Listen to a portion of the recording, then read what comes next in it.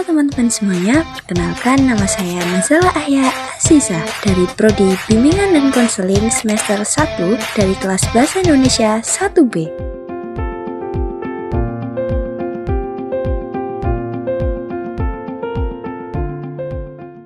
Teman-teman, pernahkah kalian membaca sebuah cerita lucu sekaligus mengandung kritik atas fenomena sosial yang terjadi di masyarakat? Teks seperti itu disebutkan dengan anekdot.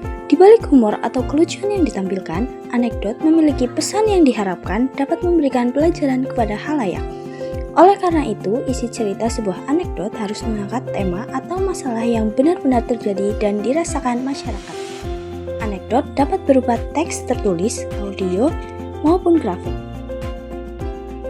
Dalam suatu anekdot dibentuk dengan struktur yang di dalamnya berisi orientasi.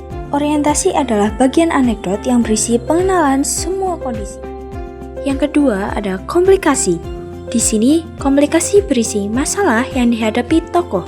Pada bagian ini, penulis menyampaikan puncak cerita yang mengundang tawa sekaligus kritikan terhadap topik yang diangkat. Selanjutnya, yang ketiga adalah evaluasi. Bagian ini juga disebut dengan koda, namun bagian ini bersifat pilihan atau dapat ada maupun tidak ada. Sebagai teks yang berisi fenomena sosial yang benar-benar terjadi di masyarakat, anekdot tidak dapat lepas dari keakuratan sumber informasi atau fenomena yang diangkat.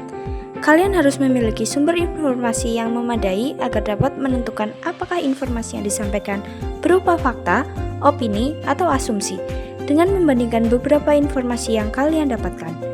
Salah satu jenis sumber bacaan yang dapat digunakan dalam penyampaian kritik sosial adalah berita. Seperti yang sudah dibahas sebelumnya, anekdot merupakan salah satu cara untuk menyampaikan kritik terkait fenomena sosial yang terjadi.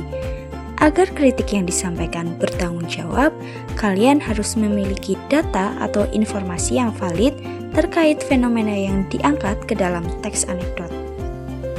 Menggunakan metode survei, hasil penelitian yang kalian lakukan dapat dituangkan dalam sebuah teks eksposisi laporan. Teks eksposisi dapat disusun dengan melalui langkah berikut. 1. Tentukan topik fenomena sosial yang akan diteliti. 2. Tentukan siapa yang akan menjadi responden dari data penelitian. 3. Rumuskan hal-hal yang ingin diteliti. 4. Tentukan cara pengambilan data. 5. Kumpulkan data. 6. Pengolahan data. Yang ketujuh, penyajian. Selanjutnya ada kaidah kebahasaan teks anekdot. Yang pertama, ada pertanyaan retoris, pertanyaan yang sudah jelas dan diketahui jawabannya. Yang kedua, ada kata kerja material, kata kerja yang menunjukkan suatu aktivitas seperti rangkaian alur ataupun tindakan tokoh. Yang ketiga, ada majas sindiran. Kata kiasannya mengungkapkan gagasan dengan cara menyindir. Ada 3 majas di sini yaitu ironi, sinisme, sarkasme. Dari ketiganya, majas ironi dan sinisme lebih diterima untuk digunakan dalam teks anekdot. Nah, teman-teman, itu tadi adalah seputar materi teks anekdot yang dapat saya sampaikan. Mohon maaf apabila dalam penyampaian banyak salah kata. Terima kasih, sampai jumpa teman-teman.